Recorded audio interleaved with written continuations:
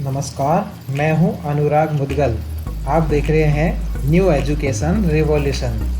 हम जानते हैं कि प्रत्येक व्यंजन एक या एक से अधिक प्रकार की कच्ची सामग्री से बना होता है, जो हमें पादपों या जंतुओं से मिलते हैं। इस कच्ची सामग्री के क्या-क्या घटक हो सकते हैं? इस कच्ची सामग्री में हमारे शरीर के लिए बहुत से आवश्यक घटक होते हैं।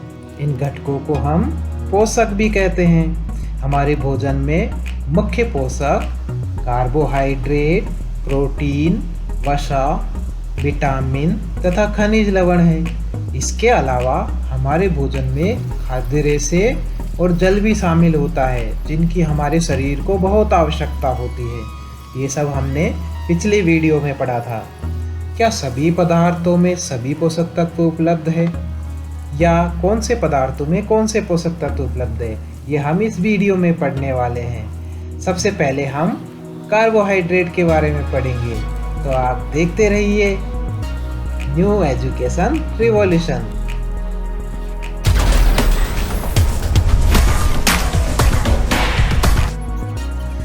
तो आज हम कार्बोहाइड्रेट के बारे में जानते हैं। जब हम खेलते हैं, ऊंचाई पर चढ़ते हैं, दौड़ते हैं या बहुत मेहनत का कोई कार्य करते हैं, तो हम बहुत थक जाते हैं। ये किस कारण से होता है? क्योंकि हमारे शरीर की बहुत सारी ऊर्जा काम करने में खर्च हो जाती है।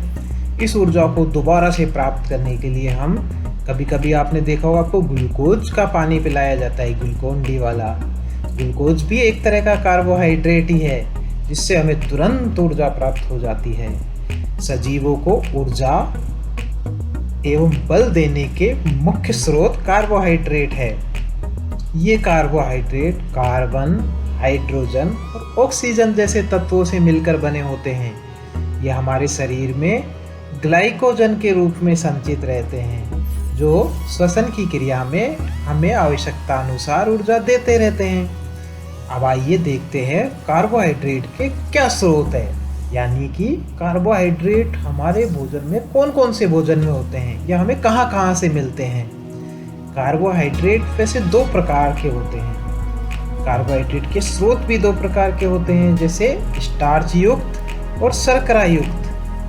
स्टार्च युक्त जो कार्बोहाइड्रेट है वो हमें रोटी, चावल, आलू, अनाज, अरबी, केला इन सब से मिल जाता है। और जो शर्करा युक्त कार्बोहाइड्रेट होता है वो हमें मिलता है गुड़, चीनी, खजूर, मुनक्का, इन सब से शर्करा वाला कार्बोहाइड्रेट मिलता है। तो इस तरह से हमें कार्बोहाइड्रेट मिलता है। यहाँ आप चित्र में देख रहे होंगे चावल, चीनी, फल, चुकंदर, गन्ना, आलू, गेहूँ, खजूर, मक्का, ये सभी हमारे कार्बोहाइड्रेट के बहुत सारे स्रोत हैं। और कार्बोहाइड्रेट से हमें बहुत सी ऊर्जा प्राप्त होती है। तो कार्बोहाइड्रेट हमारे शरीर में क्या कार्य करता है, उसके क्या लाभ हैं, तो आइए देखते हैं। कार्बोहाइड्रेट हमारे शरीर को ऊर्जा प्रदान करता है, तो तुरंत ऊर्जा के लिए हमें शरीर में कार्बोहाइड्रेट की ज़रूरत होती है। तो हमें समझ में आ जाना चाहिए कि हमारे शरीर में ऊर्जा का प्रमुख स्रोत कार्बोहाइड्रेट है। इसी तरह से कार्बोहाइड्रेट कुछ और कार्य भी करता है। हमारे शरीर में जो तापमान नियंत्रण होता है, यानी हम निश्चित तापमान पे जो हम कार्य करते हैं, उसमें भी कार्बोहाइड्रेट बहुत सहायक होता है। इसी तरह से हमारे शरीर के सभी अंगों को, ऊतकों को, कोशिकाओं को लगातार कार्य से हम कौन बनाए रखता है, वो भी कार्बोहाइड्रेट उसमें सहायता करता है। तो इस तरह से यदि हमारे भोजन में कार्बोहाइड्रेट नहीं होगा तो हमारे शरीर की कार्य क्षमता बहुत ही कम हो जाएगी।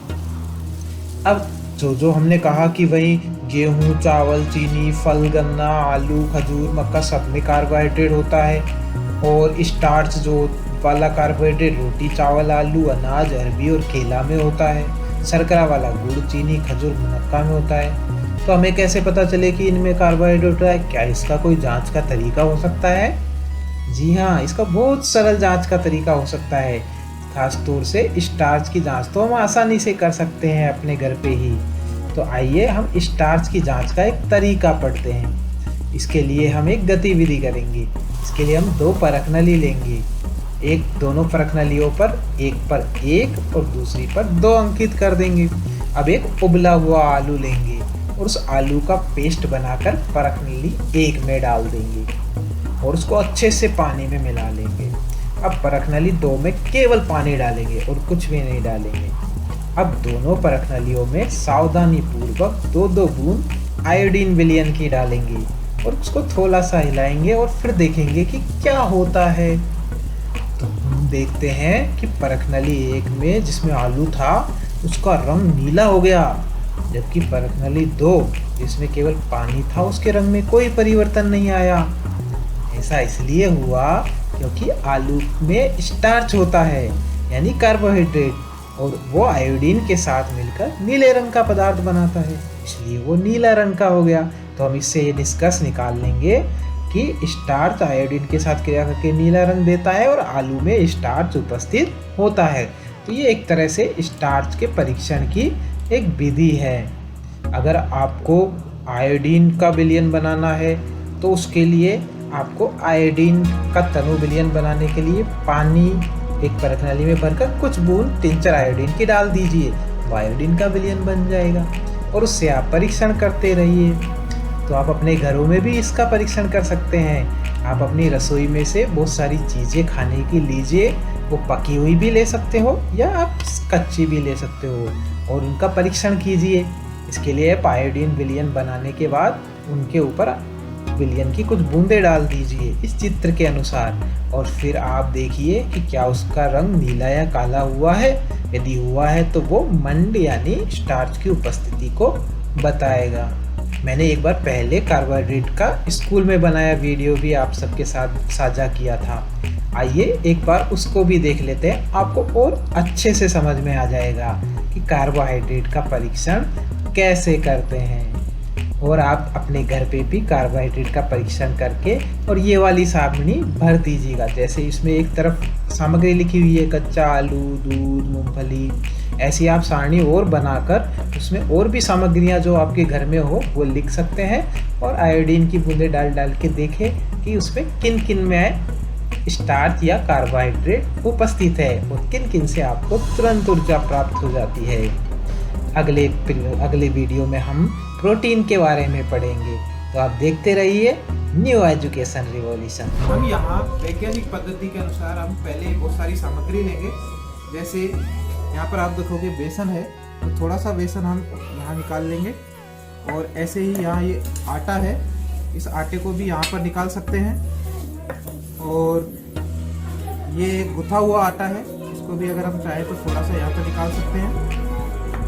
इसी तरह से ये दूध है और ये दाल है, दाल को भी यहाँ पर हम थोड़ा सा निकाल सकते हैं। ये यहाँ पर आलू है, आलू को हम यहाँ पर थोड़ा सा छीलकर निकाल सकते हैं। और ये केला है, केले का थोड़ा सा भाग हम हटाकर यहाँ पर रख लेते हैं। तो बहुत सारे ऐसे सामग्रियाँ जो खाद्य सामग्री बच्चे रोजमर्रा के जीवन में खाते हैं, उनको हम यहाँ पर रख करके और उन पर परीक्षण करेंगे। हम सभी पर हम आयोडीन डालकर देखेंगे, आयोडीन की कुछ बूंदें इनके ऊपर गिराएंगे। ये आयोडीन होता है, टिंचर आयोडीन है। ज़्यादातर यह आयोडीन सभी मेडिकल स्टोर्स पर भी मिल जाता है, नहीं तो विज्ञान की जहाँ पर सामग्रियाँ मिलती है वहाँ पर तो ये मिल ही जाता है और बहुत सरलता से ये उपलब्ध है। इसको हम सबसे पहले कुछ कुछ बूंदें ये आयोडीन की हम सभी के ऊपर यहाँ पर डाल देंगे। बेसन के ऊपर आयोडीन की बूंद डाली है, ऐसे ही करके ये आटे के ऊपर, सूखे आटे के ऊपर, और ये जो गुथा हुआ आटा है उसके ऊपर हमने डाली है। ये दाल के ऊपर हम यहाँ पर आयोडीन की बूंदें डाल रहे हैं। ये आलू है स्टार्च, इसके ऊपर आयोडीन की बूंदें डाल रहे हैं। और ये केला है, केले के छिलके के ऊपर आयोडीन की बूंदें।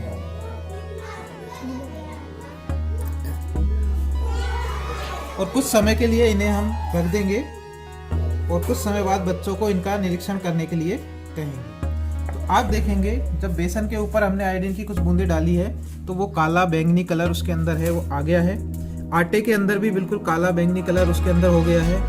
गुथे हुए आटे के अंदर बहुत तेजी से इसमें भी हो गया है, दाल के अंदर हुआ है, आलू के अंदर हुआ है और केले के अंदर हुआ है। तो हम देखेंगे कि ज़्यादातर जितने भी कार्बोहाइड्रेट के स्रोत थे उन सभी के अंदर यहाँ पर काला बैंगनी कलर आयोडीन डालने पर आ गया है। आप कुछ ऐसे स्रोत भी ले सकते हैं जिनके अंदर कार्बोहाइड्रेट उपस्थित नहीं है और उनको ऊपर आयोडीन डाल के देखेंगे तो ये भी हम दिखा सकते हैं कि कार्बोहाइड्रेट किन चीज़ों के अंदर उपस्थित होता है और किन के अंदर नहीं होता है। तो कार्बोहाइड्रेट के स्रोत जब हम पढ़ेंगे तो उसके अंदर इस तरह का प्रैक्टिकल करके और आसानी से सरलता से बच्चों को समझाया जा सकता है।